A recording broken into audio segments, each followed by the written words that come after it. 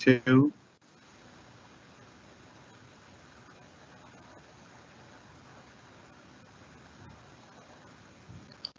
Good morning, Coppin State University and Coppin community. Happy Black History Month 2021. I am Dr. Abena Lewis-Moon, professor in the History and African American Studies program in the Department of Humanities at Coppin State University. I'm very excited to welcome you to the 24th annual Carter G. Woodson Black History Month lecture here at Coppin State University. This year's Woodson lecture looks a bit different. In years past, we have had the lecture in the beautiful Cab Calloway room surrounded by sculptures, paintings, and artifacts of the African diaspora. Or we've held it in the stately Perrin Mitchell room, surrounded by the seriousness of the sacrifices that have been made in the past. Or most often, we have held this lecture in the spacious atrium, sitting shoulder to shoulder, scholar to scholar, waiting patiently for the speaker to share sharp sapience to shift our thinking and carry us through.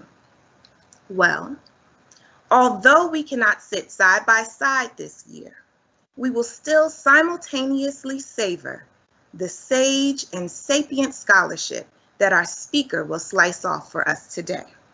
So sit back, settle in, and smile as we sync our virtual celebration of Black History Month today during the Carter G. Woodson lecture. I hope you all had the opportunity to watch the wonderful welcome by Coppin's president, Anthony Jenkins, and his beautiful family. If you have not, I urge you to visit Coppin's Black History Month webpage to watch the interview done by our own Dr. Errol Bolden, chair of the Black History Month Committee. At this time, I would like to invite Dr. Catherine Bankole Medina to bring greetings. Dr. Bankole Medina is a professor of history and distinguished faculty researcher here at Coppin, where she serves as coordinator of the History and African American Studies program. In 2018 to 2019, Dr. Bankole Medina was awarded a prestigious visiting faculty fellowship at the University of Maryland, Baltimore County, UMBC, in the Drescher Center for the Humanities. She is the author of many scholarly publications, including the groundbreaking book, Slavery in Medicine, Enslavement and Medical Practices in Antebellum Louisiana, and World to Come, The Baltimore Uprising, Militant Racism and History, which won the 2017 Sheikh Anta Diop Award. Dr. Bankole Medina is the host of the new podcast series, The Invention of Racism, and lead online mediator for the Coronavirus Race and Health Justice Council. She is currently working on her new book on medical racism and the African American experience in Maryland. Welcome, Dr. Bankole Medina.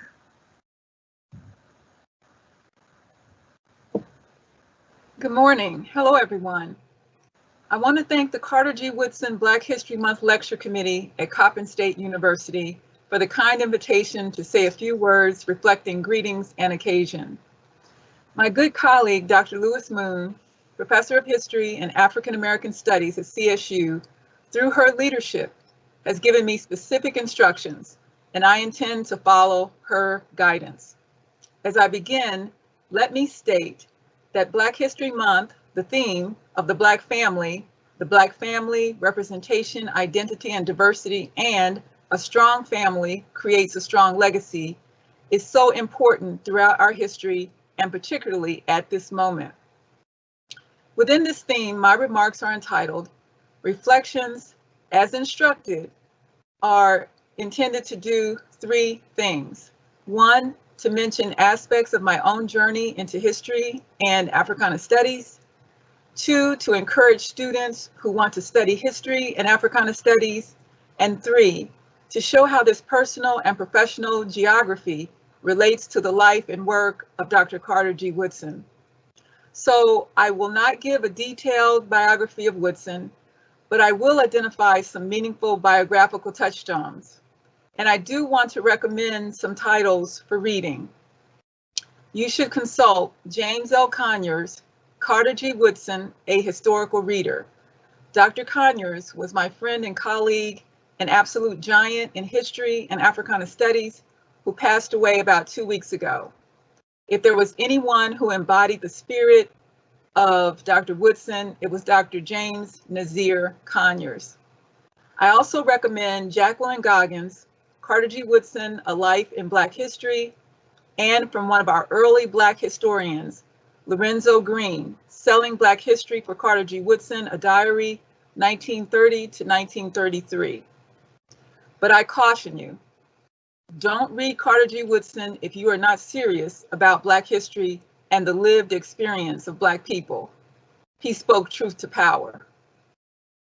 Now pay attention to the dates I'm going to mention throughout. I will say a little more about this later. Carter G. Woodson was well known in my childhood home. My grandfather gave me his copy of Woodson's The History of the Negro Church, published in 1921. I was inspired by the life and work of Dr. Woodson because he was a historian, a scholar, at a time when African Americans were regarded little more than brute laborers and second-class citizens. But Woodson rejected all of that, and the more I learned about him, the better I understood that he was serious about the study of history. When I got to Howard University, I knew that I wanted to study the history of Black people, but everyone said no. Who wants to study history? History's not important, and more importantly, you'll never get a job, etc., etc. I decided to go against that thinking. After all, it was my family who inspired me to study Black history, particularly my grandmother. As an undergraduate at Howard University, I studied Carter G. Woodson. He was an absolute hero in our circle of student scholars. In graduate school, we read, discussed, and heavily debated The Miseducation of the Negro, published in 1933. When I entered the work world in higher education, my first publication was on Dr. Woodson.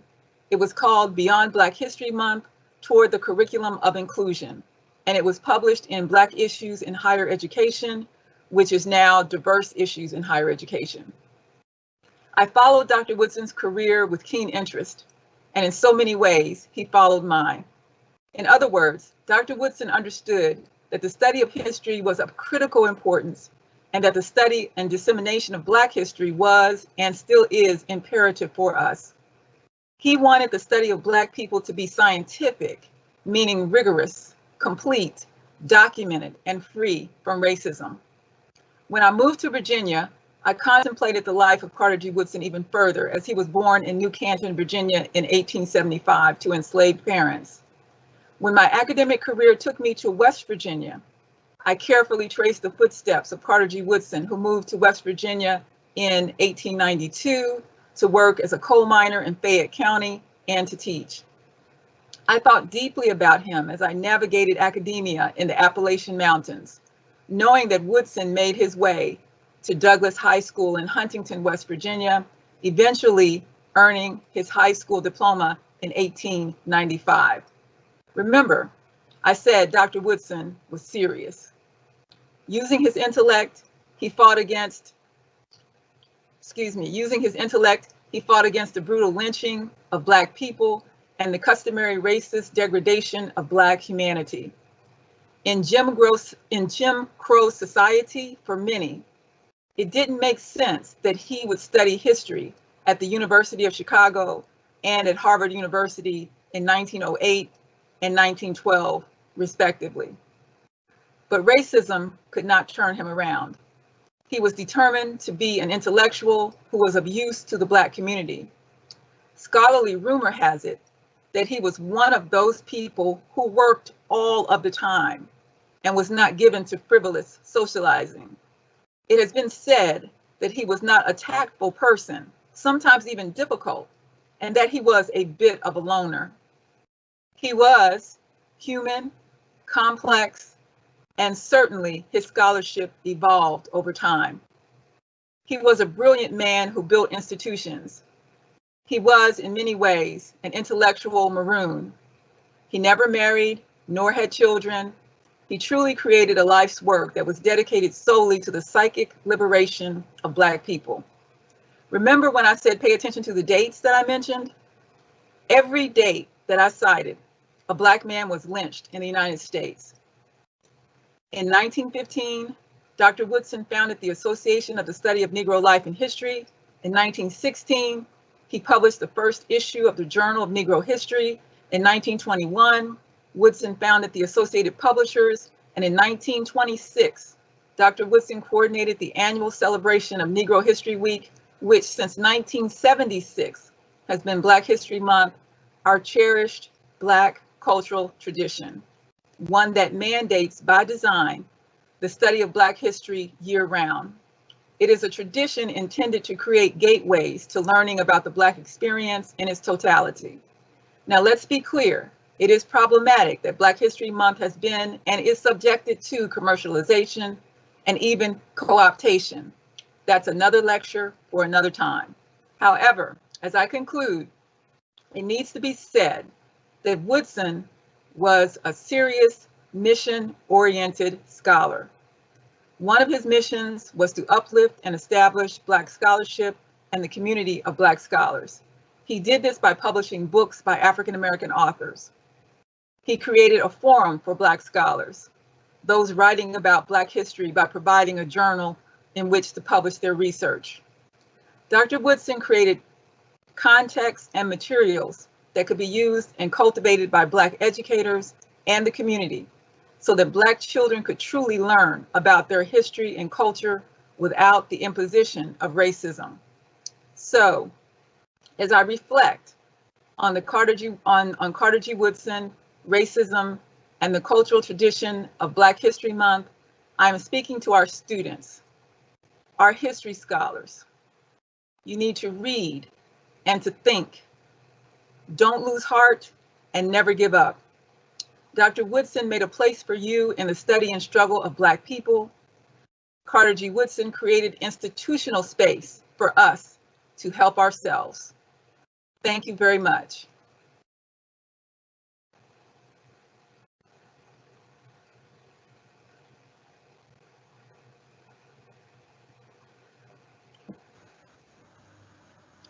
Thank you, Dr. Bankole Medina. This year's Black History Month theme is the Black family, representation, identity, and diversity. I would like to invite Dr. Taisha Dupree Wilson to tell us more about this year's theme. Dr. Dupree Wilson is the author of Killing Dixie, the NAACP, the Black Press, and the Crusade to End Black Caricature Culture in Hollywood. She is an editorial board member of Freedom's Plow at George Mason University, a lawyer and highly sought after authority on jury nullification for Blacks in the criminal justice system. She is a professor to many of the students in this audience today in the upper level history courses, the history of Black Power, the history of the Black Power movement, and the history of hip hop culture, just to name a few, right here at Coppin State. I'd like to welcome Dr. Dupree Wilson.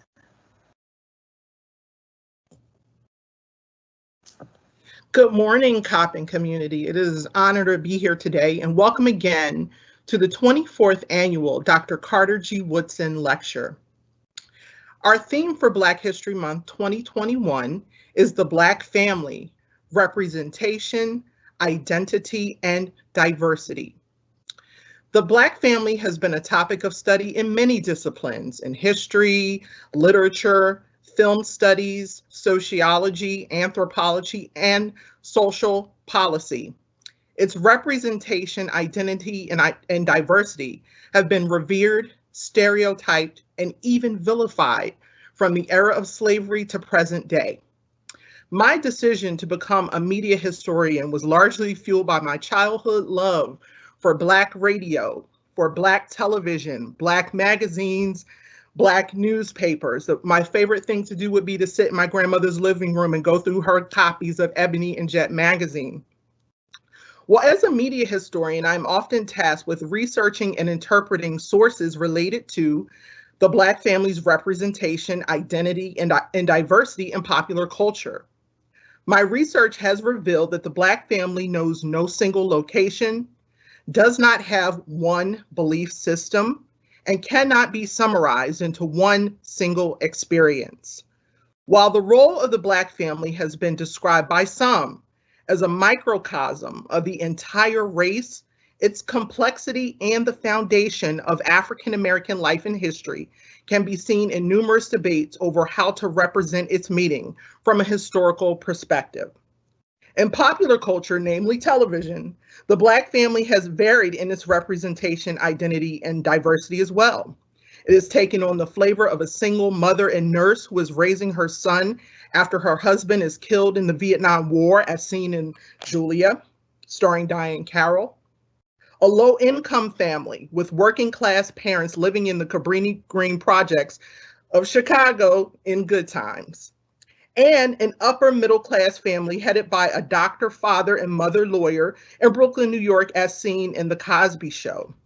Its identity has taken on the form of a police officer raising his family in a multi-generational household with his bookkeeper wife and their annoying science experiment obsessed neighbor who later becomes extended family in Family Matters.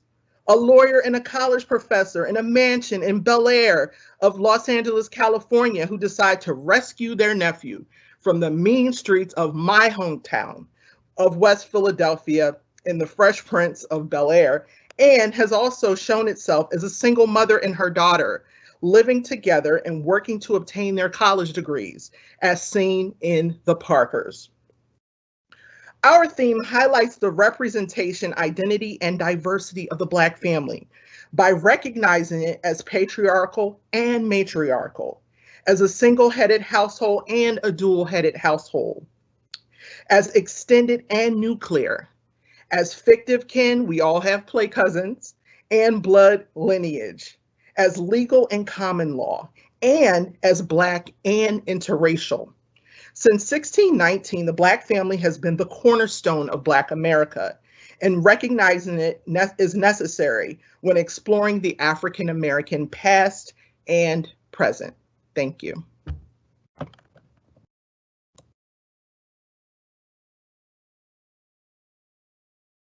Thank you, Dr. Dupree Wilson. Well, there is no better way to discuss the theme of family than with one of your own. Growing up in Baltimore, this son of Coppin always held an interest in history and its relation to the world. Majoring in history with a concentration in secondary education here at Coppin, Robert Stewart's passion for sharing historical knowledge was evident to me when he was a student in one of my courses. I remember his final presentation very vividly. Now, to distinguish himself from all of the other history majors, Mr. Stewart used a prop. This prop was a bowl of cotton, a 12-inch stem filled with fluffy tufts of white, tightly wound balls of cotton. Mr. Stewart thrilled the class with the story of how he spotted this field of cotton while driving in Western Maryland and regaled the students with this tale of how he had snuck onto the land to see if it was really cotton and then took a souvenir just to prove it. It was a funny story filled with both historical fact and a lot of fiction, but it was very engaging. And I knew then that he would become a great public historian. Another fun fact, Mr. Stewart was a student here at Coppin. When Mr. Stewart was a student here at Coppin, I brought a speaker named Dr. Joy Kennard, who was then the director at the Mary McLeod Bethune Council House National Historic Site. And she spoke with Mr. Stewart's class about history internships and careers with the National Park Service. You see, faculty in history take great pride in seeing our students through the program from the beginning to the end, which means we welcome you into our program and then make sure you either go on to grad school or you have a job upon graduation. That's important to us in history. Now, while a student, Mr. Stewart was mentored by a host of faculty who are no longer teaching at Coppin. Dr. Betty Gardner, Dr. Larry Martin, Dr. Ibrahim Kadbo, and Dr. Roger Davison, in addition to myself, just to name a few, were some of the history faculty that worked with him. Now, Mr. Stewart was interested in education, so he was aptly taken under the caring wing of Dr. Cynthia Neverdon Morton, who was the coordinator of the History, Social Studies Teacher Education Program, which Coppin no longer has, unfortunately. Dr. Neverdon Morton mentored Robert and provided numerous opportunities for he and other students here in the history department. By the way, for any interested current students, the Internship in History course is the pathway where we provide placements for students in history internships and jobs. Now, Robert Stewart went on to earn a Master of Science and began his career with the National Park Service right here in Baltimore at the Fort McHenry National Monument and Historic Shrine and Hampton National Historic Site, where he told the story of African Americans in Maryland before emancipation. Mr. Stewart rose through the ranks of the National Park Service, serving as the Chief Interpretation, Education, and Resource Management at the Tuskegee Airmen National Historic Site, the Tuskegee Institute National Historic Site, and the Selma to Montgomery National Historic Trail. He then became the first Chief of Interpretation and Education for the Charles Young Buffalo Soldier National Monument under the same Dr. Joy Kennard, who spoke years prior to Mr. Stewart's class while he was a student at Coppin. Students, remember, your Coppin connections stay with you wherever you go. Please join me in welcoming Mr. Robert Stewart, a son of Coppin, Superintendent of the Charles Young Buffalo Soldier National Monument in Wilberforce, Ohio, as our 2021 Carter G. Woodson Black History Month lecturer. Welcome back home to Coppin, Mr. Stewart. Thank you. Thank you so much. Thank you so much. That was a great introduction. Thank you so much. This is really a homecoming for me. This is something that is really important for me because I remember my days at Coppin. I remember getting to know many of the faculty and staff and folks who were really supportive of me as I was going through my journey to become basically who I am now, who I am still becoming. Starting this process of preparing for today's lecture, I thought about what is the Black family? What is representation? What is identity? What is diversity?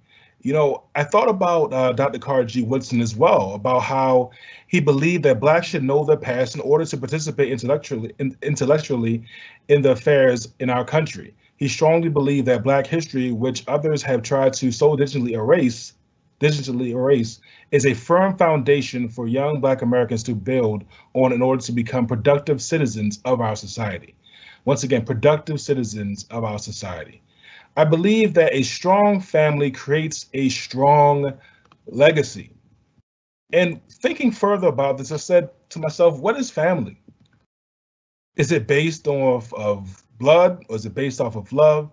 Is family something that binds people together? Is a family a representation of who you are? Do you get your identity from your family? What is diversity in the family? How will you shape your legacy? As previously stated, I am Robert Stewart. I'm the superintendent of the Charles Young Buffalo Soldiers National Monument. I graduated from Coppin in 2010 before going on to earn my master's degree in 2012. I could not have done it without my family. Family can be more than just the normal categories that society places on us. We have to look at each other as family, not just the folks that we know, basically everyone. We can all learn from each other and share with each other. While at Coppin, once again, my professors and the faculty there were and still are my family. From the folks who helped me set up my class schedules to the folks who helped me get a work study job on campus. I learned from the folks that are around me, and they were able to basically push me forward.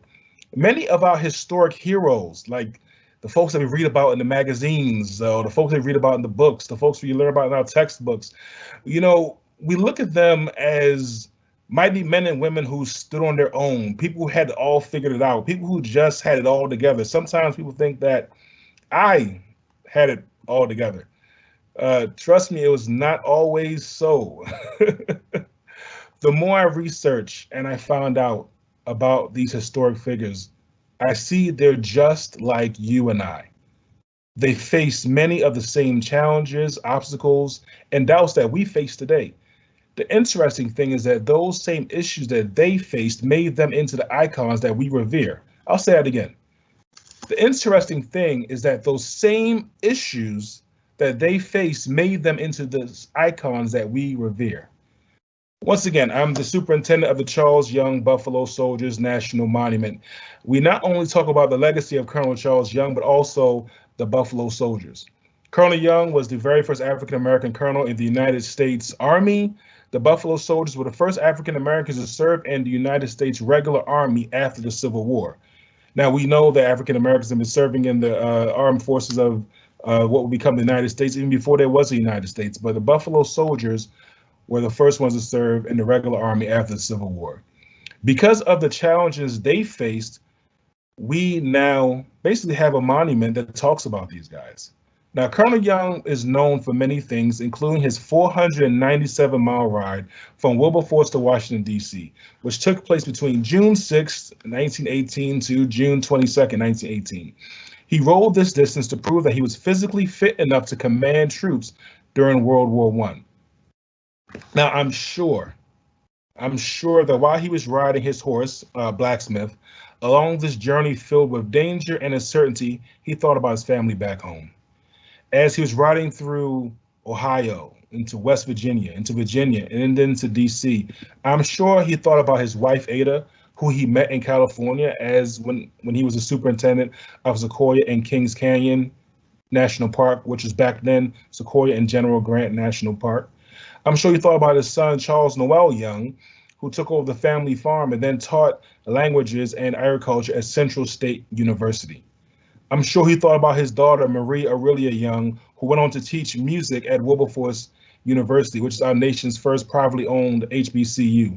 I know he thought about his direct family, but he also thought about his students, soldiers, and those coming after him.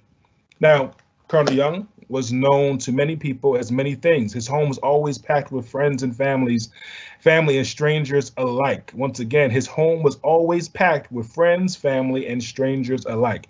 He thought about the soldiers that were coming after him who were part of his extended family.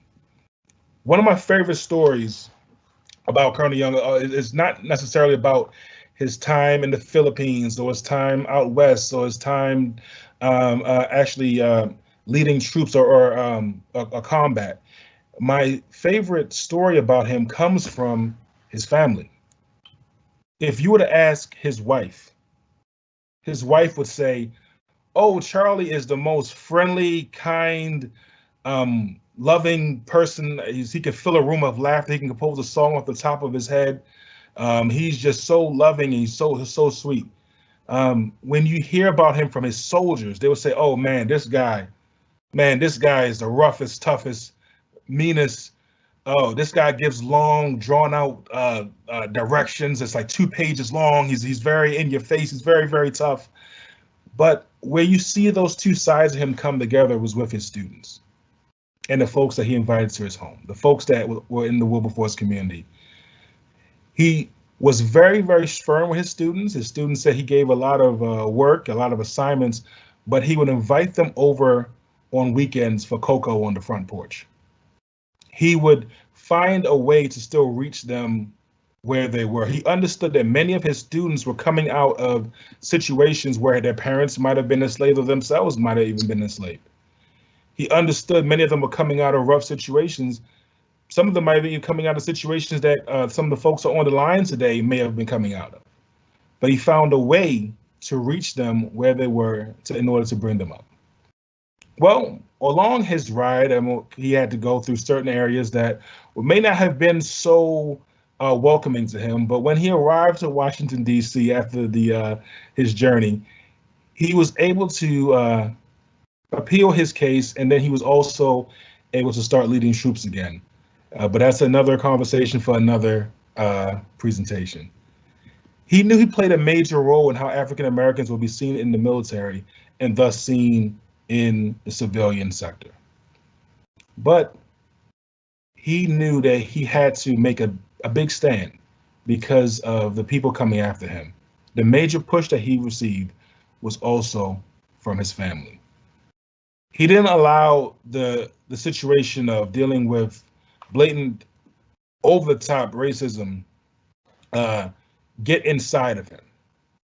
He understood that he could have easily been in a very lonely place. He was a military officer, but he could not socialize with other military officers because of race and the conditions of race. He was a Buffalo Soldier, but he couldn't get too close to them because he had to lead them. So where does that leave him? That leaves him right in the middle, but he still was able to create a place of his own. You know, I challenge you all today to be like Colonel Young. Many of us could have been in a situation like how he was in, or are in a situation like he could have been in a kind of a tough place. You know, our families might not understand some of the things that are going on, us being away at college or us going to college, or some of our friends may not be able to understand all that well. But I challenge you to create your family. Once again, I asked certain questions at the very beginning of this talk about what is family. Is it something that is bound by, you know, who you're related to, or who you came up with, or who are your friends? I challenge you to create your family. Look to the positive people in your life, and I'm looking at several of them right now who are on this call, who are there to basically help me out through college, with extra help when I need to study for an exam, or if I needed to just someone to talk to. Look to professors and other students who are focused and supportive. And just remember, in order to be a good mentor to someone else, if someone reaches out to you, you have to be a good mentee. As stated before, find people who can help you along the way to enrich yourself. Read good books on leadership, read good things that are even some things you can get from your textbooks. Hey, even attend seminars like this one today. They're not just enriching, but they're also great networking opportunities. I think about my time at Coppin. I think about getting to know professors. I'm going to share a story about Dr. Nevedon Morton. I was finishing up undergrad, and I remember her stating that there is a park downtown, Fort McHenry National Monument Historic Shrine, and she asked how many of us have been to it. And I said, yes, I remember going there when I was a kid in 3rd grade and making the living flag. And actually, one of the Rangers actually made me a junior ranger when I was a kid. And she mentioned that they will be hiring for summertime positions that people who are going into the education field could apply for. She was looking directly at me when she said it, so I said, okay, I'll do it. Not knowing that decision to raise my hand at it and say I'll do it would change my life. It's because of those good relationships and those good family connections that I made at Coppin, I'm basically able to sit here today as a superintendent of the 401st National Park of the Charles Young Buffalo Soldiers National Monument. One of the things I do now is that I still reach out to college students. I reach out to college students at both Wilberforce University and Central State University, the other CSU, where one of my offices is located. But I also have worked with students from various colleges around the United States. And I think about some of those students that I look at them and I see myself. I look at them and I see someone who's in school, someone who is going through learning and working and basically paying their way through college. I see people who might not know what is the next step for them to take. I see people who are dealing with the stresses of taking 16 credit hours a semester, or taking up to 21 credit hours a semester. And I have them, stop by the site. I talk to them when I see them on campus. I invite them for internships.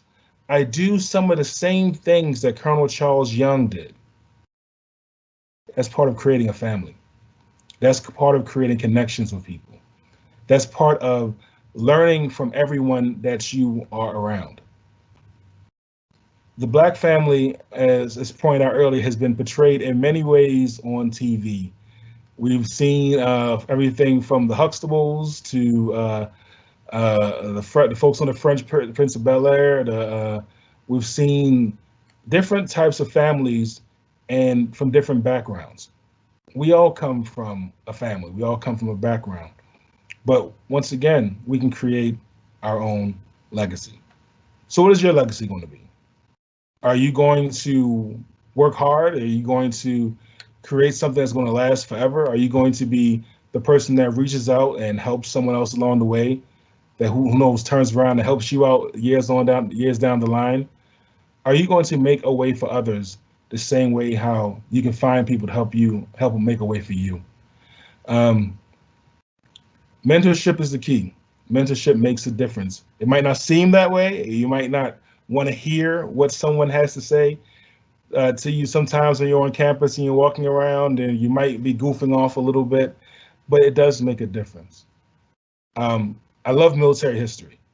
As previously pointed out, I was the acting chief of interpretation at the Tuskegee Airmen Tuskegee Institute and the Selma to Montgomery National Historic Park and National Historic Trail. And I learned about many folks in the military. I learned about people who, look like me, people who have had similar stories, but I didn't know that one of the folks that I learned about before I even got to the Charles Young site was actually mentored by Colonel Charles Young. Benjamin O. Davis Sr.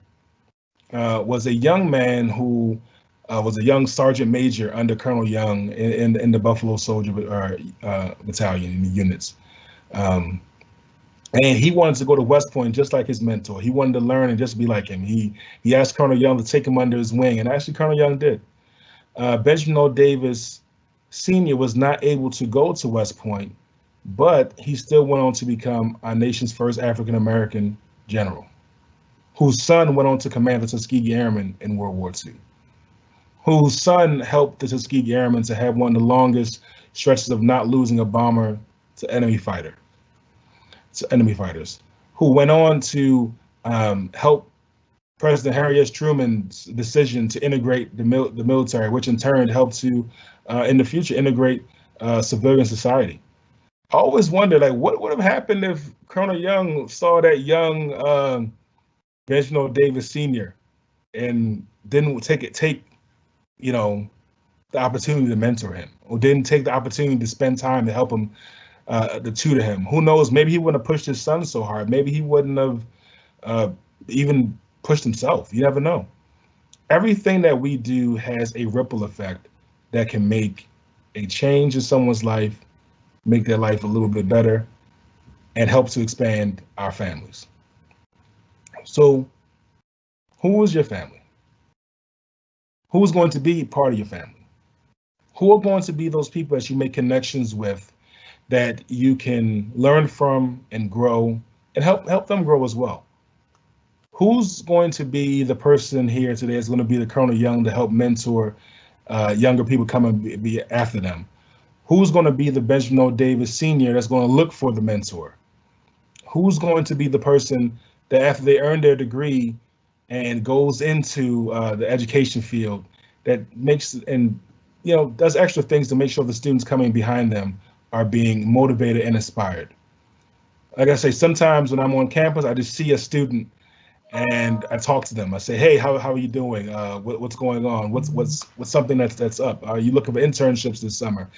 And they say, maybe I'm not looking for it yet, but then I always try to say to them, just remember, we grew up watching shows like the Cosby Show that had a spinoff called A Different World, that everyone went to college and everyone graduated. But we need to make sure we have those internships as well. We need to make sure we have those positions lined up as well. Let's make sure that we have those opportunities waiting for us right after we graduate from college. Because in the game of life, college is putting on your cleats before you go out there to practice or even play in the big game. So when you're putting on your cleats, make sure you have those extra connections that you're making so people can know that you're serious about life and serious about your career and where you're going. You know, everyone knows one another. Everybody has some type of connection with each other. It's your job to tap into it. It's your job to learn how you can create a strong family, which will also create a strong legacy. History books and the folks that we read about might seem like these guys, once again, as these big giants, but they're just like you and I today. They're people who had situations they faced. They're people that went through different trials and tribulations and challenges, but it's because of those things that we know who they are. They didn't run away from the fight. They didn't run away from a situation that might have even been something that was just over the top for most people. They hung in there. And I challenge you to do the same thing. We're going through a pandemic right now. We're going through a lot of uncertainty. We're going through different things that could easily shake us up, but please stay with it. You have wonderful, wonderful professors at Coppin. Like I said, they're part of my extended family, and I hope they're part of yours. And I hope that you and I, as time goes on, will become family. So thank you so much for spending some time with me today. Thank you so much for listening to me. And I really hope that the words I said may have reached you in some way, shape, or form, because a strong family does create a strong legacy. And we're all about creating and building families. Thank you.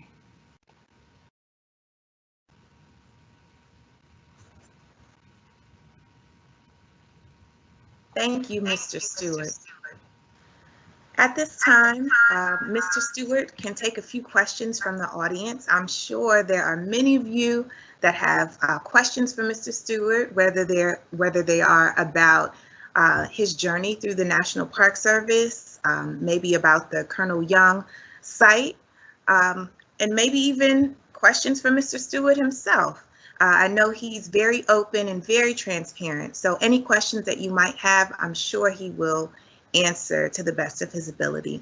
So please make sure you place your questions in the Q&A, and we will allow Mr. Stewart to answer those questions.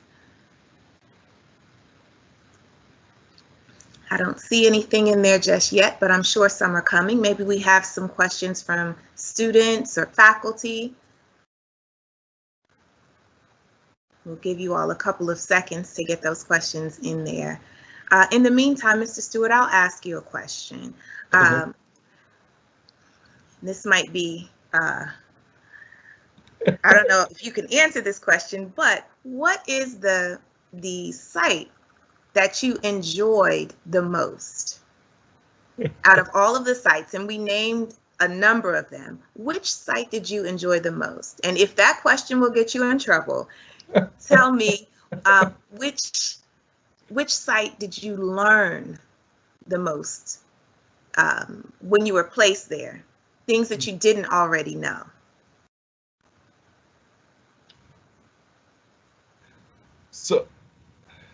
So I would say that the site that I think has impacted me the most is the Colonel Young site where I am right now. And it's being able to reach out and work with partners and community members and students alike from all across the country is something that it's really enriching to me. This, in honor of Black History Month, we created Adopt the District program, where we basically supplied about 25,000 students within the greater Dayton, Ohio area with long distance education packets in order for them to learn about Colonel Young for Black History Month and the Buffalo Soldiers. It was a very, this task was kind of hard to do because you had to get folks together. You had to have folks come out and to pack these boxes. I had 1,000,001 meetings with different superintendents of schools. and community members saying, hey, the community might not be ready for certain things, or we might not be able to really reach everyone that we hope to reach. But the thing is, having that strong family, that strong community network, that strong friends group or partnership group, we're able to get everyone on board, and people really came out to support it. Folks from like the Shriners in Dayton, from ROTC members to active military, to folks from other large museums came out on the day of service with Dr. King Day to pack these boxes for about 25,000 students. And right now, I'm pleased to say that every box has been delivered to the different schools, and those students will be all receiving those items by next week on the 15th.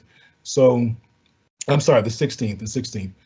But that goes back to the whole family building piece. You know, if I tried to do this by myself, I wouldn't be able to do it.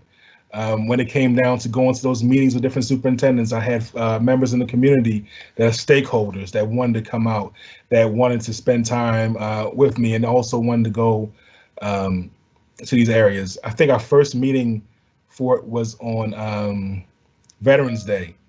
And it's funny to get that many active duty military and people who would have normally a day off to come out to a planning meeting at a park in the cold.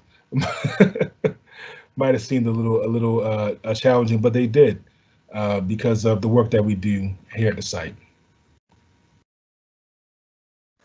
Wonderful, thank you. We have a comment from your mentor, Dr. Neverdon Morton. So this is from Dr. Cynthia Neverdon Morton. She says, thank you for a very informative and excellent presentation. Continue the good work.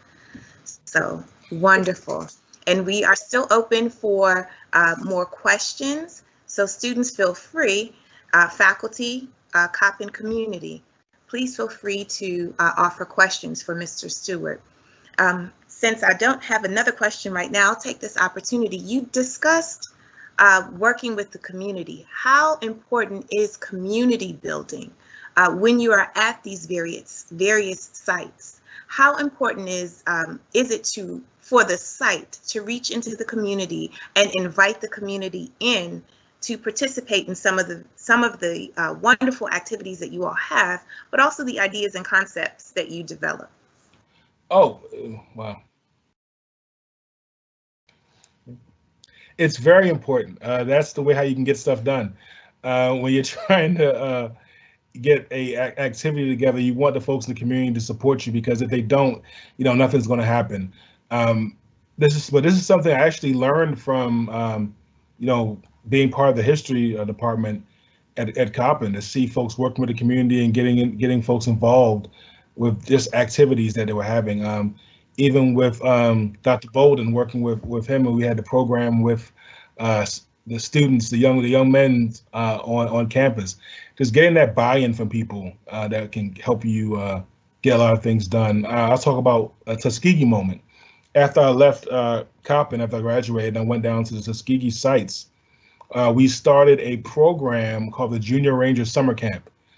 And I remember going around the different areas and introducing myself. And, things move a little bit different in Alabama than they do in Maryland. And I remember the thing that really helped me reach people was I told them what church I went to growing up and how I knew different people in the community and back home. And the interesting thing was, one lady in the back of the church, she was an older lady who actually knew my pastor back in Baltimore in the middle of Tuskegee, Alabama. She said, okay, you know what? We'll send the kids. And we had over about 50 kids learn how to fly airplanes on the same field as the Tuskegee Airmen learn how to fly airplanes. I even learned how to fly a Cessna 172, from just building those communities and having this program be such a success. That it's still going on to this day, even though I've left Tuskegee about 5 years ago, it's still going on to this day. And it's something that shows when you build with the community around you, they can not only help you implement a program, but they'll keep it going. I'm sure people are still asking, hey, are we still flying the airplanes this year? After I was gone. In fact, I knew they were still asking because some of them called me. So even though I was gone. So yeah, just building with the community around you. Wow, that speaks to your engaging nature that I saw from that story way back when you were in my class. But that really speaks to how you are able to engage a number of different people on different levels. That's wonderful. We do have questions coming in now. What feature of the HBCU experience helped you to best prepare helped to best prepare you for the real world?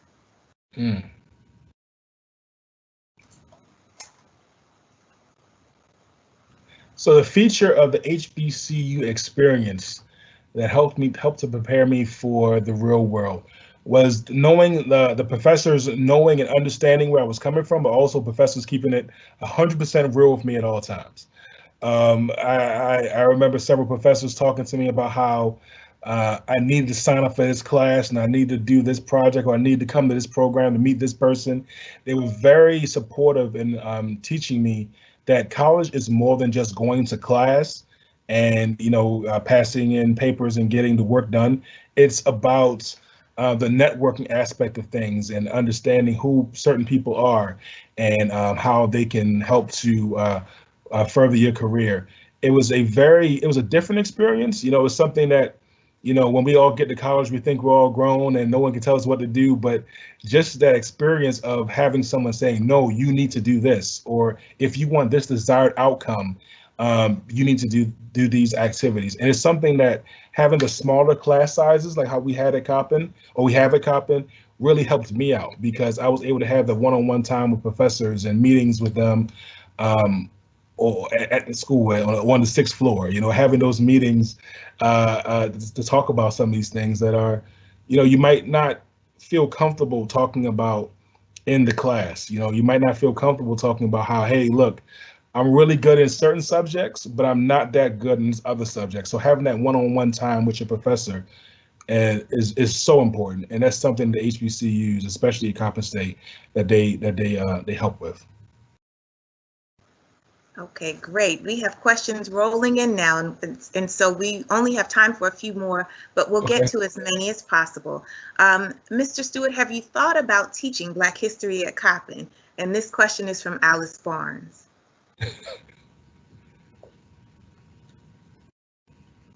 Yes, I have. It's in the plans.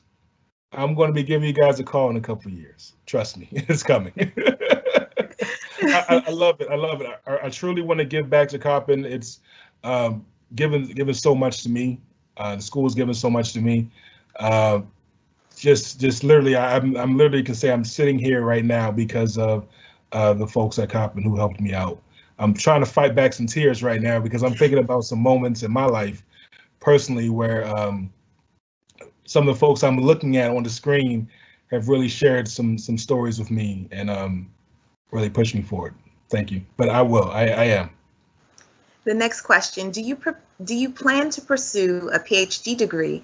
And if so, is there a particular field of interest? Yes, I would love to. I'm looking at Howard University, the public history program. That's something that I really want to pursue and get my PhD in. I've been a superintendent for about a year as of yesterday. I was acting superintendent from last year on February 10th, which became permanent in November. But after I get a couple more things under my belt, I definitely want to go back to school, and I've been looking at the public history program at Howard. Okay, and I think this is the last question that we'll have time for. What is the greatest challenge that you face in your new role? The greatest challenge is, to me, understanding that I don't have to know everything right now. I like to over-prepare for things.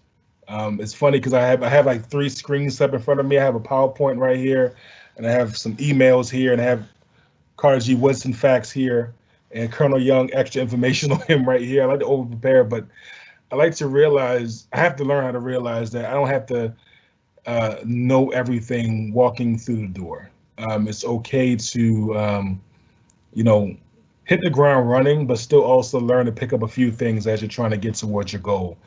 So that's something that is a little different for me still, but I think I'm getting a little bit better at it. That's wonderful. And Mr. Stewart, again, I'd like to thank you especially for taking the time to speak directly with Coppin students to give them some encouragement and direction. And I'm sure that many of them will be reaching out to you after this presentation because we couldn't take any more questions. At this time, I would like to call Dr. Errol Bolden, Chair of the Black History Month Committee, to give closing remarks. Dr. Bolden is a professor in the Department of Social Work in the College of Behavioral and Social Sciences here at Coppin, whose work focuses on community and organizational capacity building, in addition to developing university, community, and faith-based partnerships. Dr. Bolden spearheads the Black Male Initiative, and his latest book, The Journey to the Other Side of the Storm, provides inspiration to move beyond the setbacks that this pandemic and other obstacles present. Welcome, Dr. Bolden. Thank you so very much. I first would like to acknowledge the co-sponsorship of the Divisions of Academic Affairs and Enrollment and Student Life. Superintendent Stewart, please allow me to be the first to welcome you as a future fellow Bison. You will be among good company because there are several Bisons here, and I just saw another acknowledgement of someone who I did not know was a fellow Bison, but we all celebrated. But we are glad that you will continue to enjoy the HBCU experience. Each year, we look forward to hearing from notable speakers as they dissect and inform us about aspects of the year's theme. These lectures are also inspirational, and this year's expectations were definitely met by our own Robert Stewart. When the committee was presented with names from which to select someone who could respect our focus, personally, I was pleased to see Superintendent's name, Superintendent Robert Stewart. See, I first met Robert, as he mentioned. He was part of the Coppin man, and he has such a gentle spirit and a very teachable spirit that even those of us who were not part of his major, we enjoyed sitting down with him and giving to him, right? Because he epitomizes the kind of student that we love to celebrate at Coppin, because he was like a sponge, taking it all in. And when he took it in, it made us want to give even more. So I was personally very excited to know that he was one that the committee had to consider. And I must say that a good choice was made, and you do have a good advocate in Dr. Lewis. He's a young man that I've respected from the time he was at Coppin. And we were thrilled to hear of his most recent accomplishments. And we looked forward to really welcoming you home, though virtually. We do wish that things were different and we could have welcomed you in person. But we know that this would not be the last time that you would be welcoming you home. Maybe next time as Superintendent Dr. Robert Stewart, but nevertheless, we will welcome you home. So please allow me at this time, on behalf of the African American History Month Committee here at Coppin, to say that I would like to thank you for coming and enriching our Black cultural experience. We look forward to continuing our celebration of your growth and development. Again, I thank you for so ably presenting this year's Carter G. Woodson lecture. You're always welcome home. And although you're not with us, physically with us, most of us are watching or participating in the events virtually. And so I invite you, as well as others, to click on the link that was posted in the chat, or go to coppin.edu/Black History Month And you will see that we have a number of activities that celebrate the richness of our culture, the richness of Black history. And I'm just going to share with you a few of the things that are coming up. But you should go to the website because you would need to register for some of those, and you will get a detailed description not only of the activity, but of the presenters as well. During these times, many folks are thinking about starting their own businesses. And so we are going to be led in that kind of a discussion tomorrow by our own College of Business, as they share with us a new vision for Black entrepreneurship. This will be occurring tomorrow at noon. So make sure you go to the website as soon as this call ends or as soon as you're able to, and register for that event. Next Tuesday at 5:30, we are going to have the privilege of welcoming Baltimore City's Mayor, Brandon Scott. He will be making a special presentation, and we are so excited that he was also part of the same Coppin man. So you can see that the Coppin man did produce some brothers who are making a significant difference. He helped to lead that group in the early days. Also on the 16th, we will be again getting in touch with a culture as we focus on soul yoga dance. I don't know what it is, but to me it sounds exciting, and I'm sure you would agree. Continuing with our celebrations on February the 19th, we will be favored with a dance master class, right? During these difficult times, singing, writing, and dancing are therapeutic. So why not come and learn some new moves, right? Or be able to see why you should continue doing what you're doing. In the final week of this year's African American History Month celebrations on the 24th, we are going to be thrilled by someone who thrilled us last night. We have a professional chef. For those of you who joined the session last night, you would have learned about a couple of delectable dishes, and I'm sure your family will be thanking you for improving your skills. She taught us some new things, and so she will be joining us again at 7 p.m. on the 24th for a session called Coppin Chopped, and it is a cook-off with Chef Ross.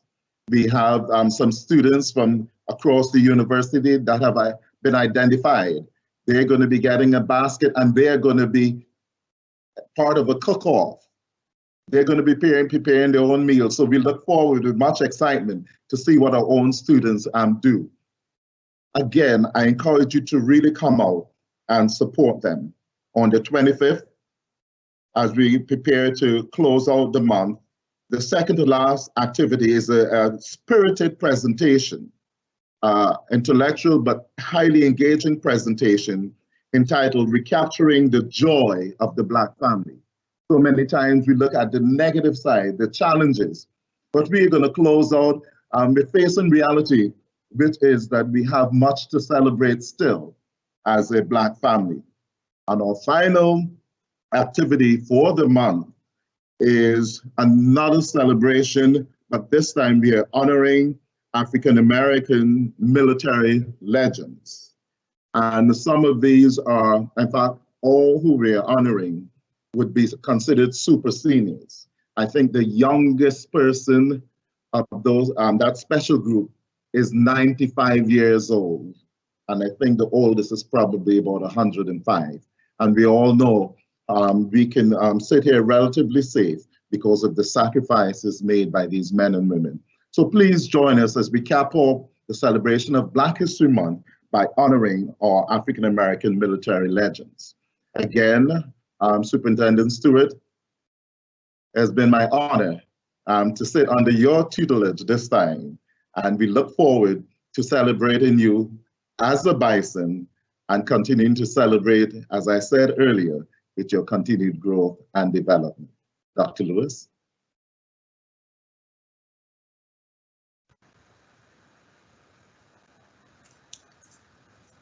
Thank you, Dr. Bolden. Again, I encourage everyone to attend the Black History Month celebration here at Coppin. And again, thank you, Mr. Stewart, for your wonderful presentation, your words of encouragement, and speaking directly to the students. We will close our event, and I will ask if Dr. Bankole Medina, Chair of the Department, Chair of the History Program and African American Studies, if you would close us out. Thank you. Just very briefly, we want to thank our gracious host, Dr. Abner Lewis Moon, who expertly guided us in the Carter G. Woodson Black History Month program for 2021. The history faculty at CSU are not only represented by myself, Dr. Lewis Moon, and Dr. Dupree Wilson, we have a cadre of dedicated adjunct professors.